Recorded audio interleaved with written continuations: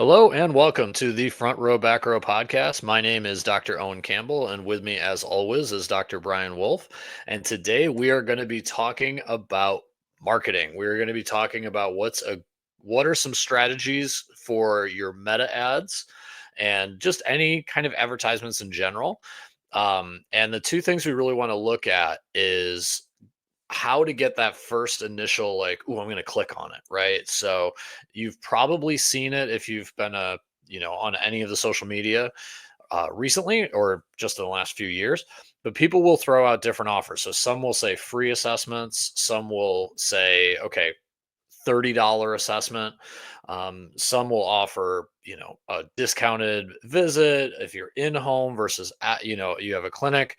While others are dead set against that, right? We have somebody in our mentorship group who, her previously held belief was, I will never give anything away for free because it devalues me. Right. So we're going to talk a little bit about that and how you can kind of leverage each point and see what's right for your business. So with that, Brian, I know you've been doing a lot of ads for your Yeah, company Evolution out there in Connecticut. So what are some of your thoughts on this? I think when it comes to offers, like there's pros and cons to everything, right? And I think that the reality of what people need to understand, particularly if you're doing different advertising, like we're talking social media here, um, there's a lot of groups out there that have different philosophies, different pieces. I know, and they charge about a lot of money, right? So a lot of people who are like, oh, I'm thinking about using this other service. I'm talking with these people. This is what I'm looking to do. This is how I want to grow. The reality of these different advertisements, and we can talk about process. So for me, I think that a lot of what happens when it comes to advertising is just about getting eyeballs on your clinic, right? Mhm. And so the aspect of how to create leads and how to create lead nurture, and then how to actually make sure you're capturing information. We've talked about Go High Level. We've talked about other services like that, how to provide them. Salesforce is another one. Like there's lots of different ways that you can engage customers or leads. I think it's important to understand that's a whole nother topic, right? Mhm. So when it comes to advertising, in my opinion, getting the most eyeballs is really, really good. But I think there's also a sales process. Like understanding how the whole process should work is really, really, really important. So Yeah. for me personally, when I look at advertising, I'm like, how can I get the most eyeballs? How can I get the most names, phone numbers, and emails? How can I engage them? How can I talk with them? How can I get them on a call? Right? How can I, you know what I mean? That's the Mhm. idea behind most of this stuff. Well, and I think that's interesting, yeah, because if you look at your advertising for Evolution, it's very much like you guys have like a good videographer. Look at all this cool stuff we're doing. Very you call out the specific market. Like Darien men who like to lift, right? Very kind of like, boom, pay attention, right?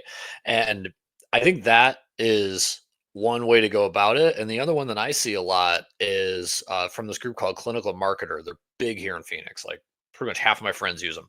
And what they do is they do this like $70 for Scottsdale men with hip pain. I think I've seen that ad from like 8 different PTs.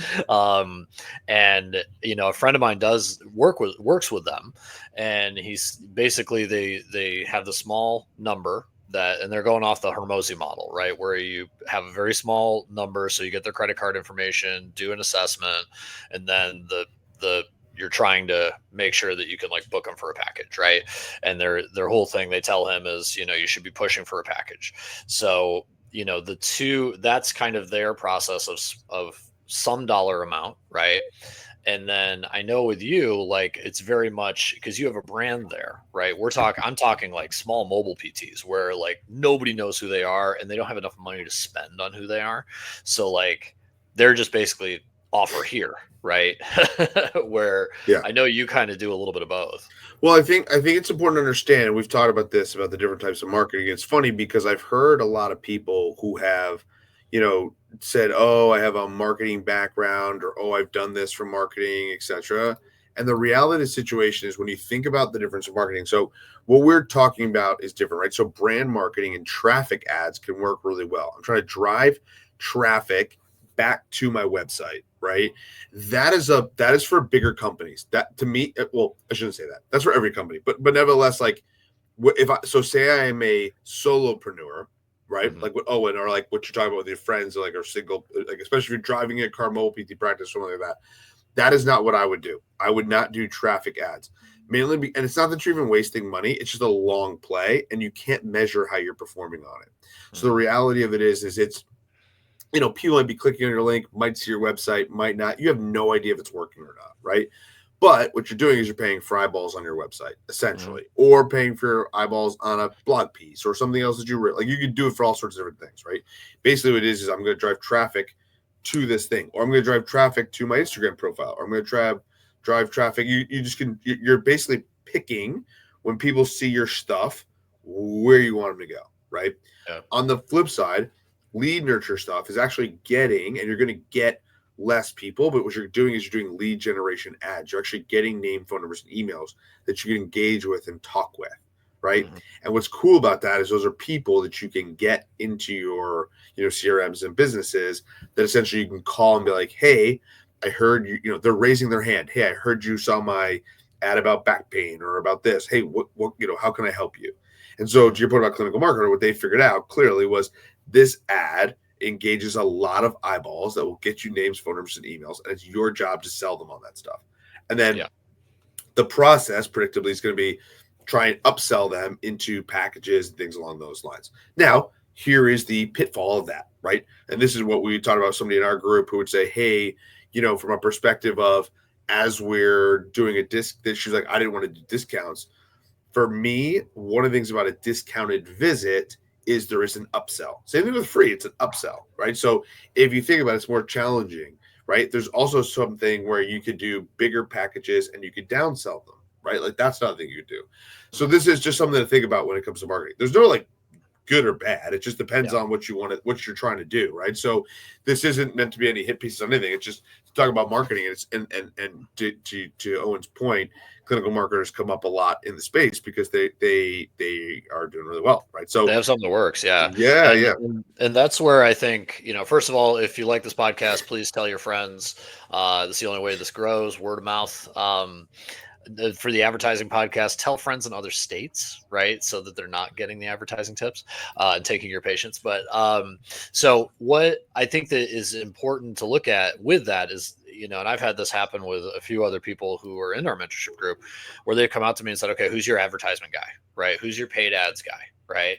And that's where the owner has to make a decision. I think it's interesting if you just learn a little bit about paid ads, you can recreate pretty much everything clinical marketer does, right? You go on Canva, make something with a hip with a red, shadowing behind it, right? The offer is, $79 for this, whatever you want to set it up as. And with just, a few hours of learning on our platform, obviously we if you're part of our mentorship group, you get tutorials for this, but just anywhere you can really learn how to run it, and then it just honestly becomes a mental game, right? yeah, So these guys are saying, I've done it, I've learned a little bit and I lost some money, and I just want to give somebody money so that I can basically be mad at somebody if I don't get patients, right? And that's one way to do it. A lot of people do yeah, that. But I think with a little bit of learning, you can do all that, and then you don't have to pay the 20% of ad spend fee, right? You don't yeah, have to pay, like, you don't have to say, okay, they'll say, okay, you need to give me $8,000 for 3 months to work. And then you don't have to say, and also $1,500 for the privilege, right? yeah. So you're already going to spend 8 grand, right? So I would just learn it, really. And I Um, think the reality is, by the way, you also just join our group and yeah, we give it away for basically free. that's what I mean. That's the other part. Like a Because lot. half of them are like former PTs, right? So Exactly. like Yeah. it's not like there's The, this 8-year course on it. Yeah, the reality of the process of how it works is you create an offer, then Mhm. you get leads for that, and then you also then like create sales for that, right? And Yeah, so what's interesting about the lead process, it's so funny, man. I was in a meeting this morning, right, in one of our BNI meetings, and it's yeah, so interesting how many small businesses don't focus on advertising whatsoever. They're like, I don't have an ad budget, I don't spend any money on advertising, blah blah. And I'm like, that's so crazy to me because like look, and not for nothing, you also got to take it with a grain of salt, and hopefully they're not listening to this. But the reality is, a lot of gray-haired guys that are still grinding, they're still working, and so the Yeah. reality of the situation is, it's hard to be poor with leads knocking on your door, right? It's the old Mhm. Alex Hormozy quote. So when I think about the aspect of how to create more leads in advertising, it is such an important thing to focus on. And so for me, it's an important thing to learn on. So whether it's somebody like us or somebody like clinical marketing, it's always good to be trying to learn what they're doing and why Mhm. it's effective, because also to be reliant on somebody else to for those advertising, something goes wrong. Like, again, this is going to sound horrible, but say something happens to an advertising agency where they go out of business, or somebody dies, or something Or you're not big changes, or enough somebody. fish for them. Let's say they Yeah, get super yeah, successful and they say, "If you can't spend 10 grand a month, we're yeah, not doing it." exactly. That happens a lot. So all of a sudden, what just happened was your lead generation mechanism just disappeared. So I always felt like it was a way to protect myself and my business was to learn this stuff. And I thought it was interesting. I was like, advertising is cool because you can create a way for people to come and find you, right? Like, it's Mhm. interesting. So you can try different things that work really well. So yeah, I mean, for me, ads that really, really work well are obviously some of those like discount, services, obviously, that work really well, like on a service. I think in general, I think what's so interesting is there's what people read in ads and ad copies.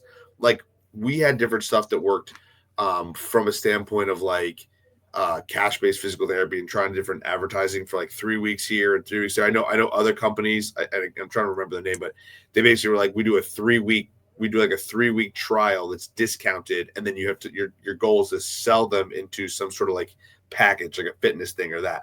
And I already can see what one of the issues that we had internally was people being able to convert the conversion. Mhm.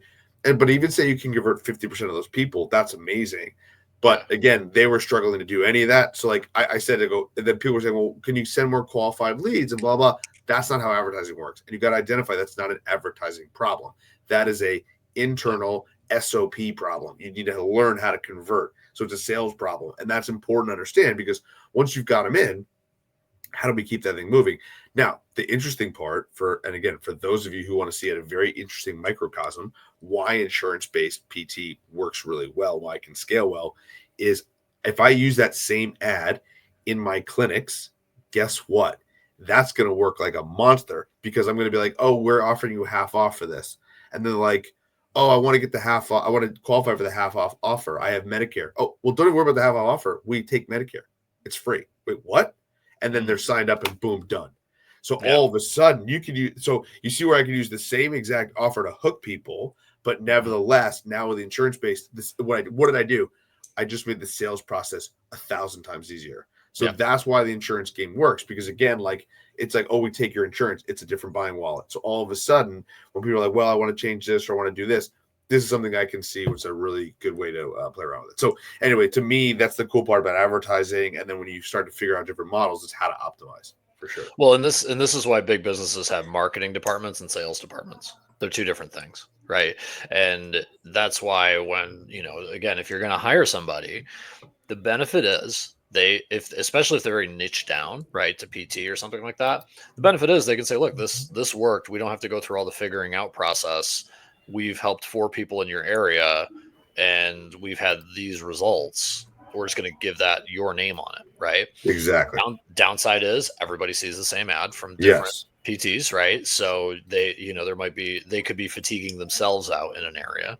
Um, but then really the people who, can really nail down that sales process are the ones who will say, oh man, this marketer's great.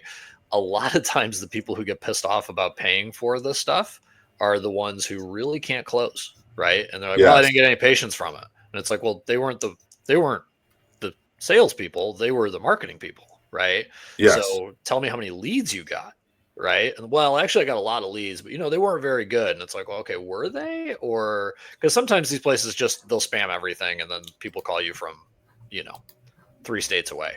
But Yeah. this is where if you're a solopreneur, if you're a early entrepreneur, these are all the things you got to think about. And knowing what they are, knowing how to do it allows you to be selective when you don't have any time. So So that's why we really look and we say to people, hey, join our mentorship group. Brian's been there. He's been through all this. So he could probably have a list of about 80 vendors that he said no to because of these things. Yeah. So if you want to learn how to be more selective, more picky with your vendors, or honestly, how to do it yourself and save some money, join our group, www.physio-growth.com. Yeah. I mean, Brian. and the other point too, the reason we're calling out clinical marketers, not to call them out, but to say Oh, literally, great business. we're so inexpensive that you could use them and us at the same time and you'd be saving money. Yeah. So like, if you want to learn how to do this while also using a great service like them, do it. Let's do it. No, I Cool. mean, they're a great example of if you can get the results, people will call you. Exactly. Yeah. Cool. All right, guys. We are Awesome, out. man. See Later. ya.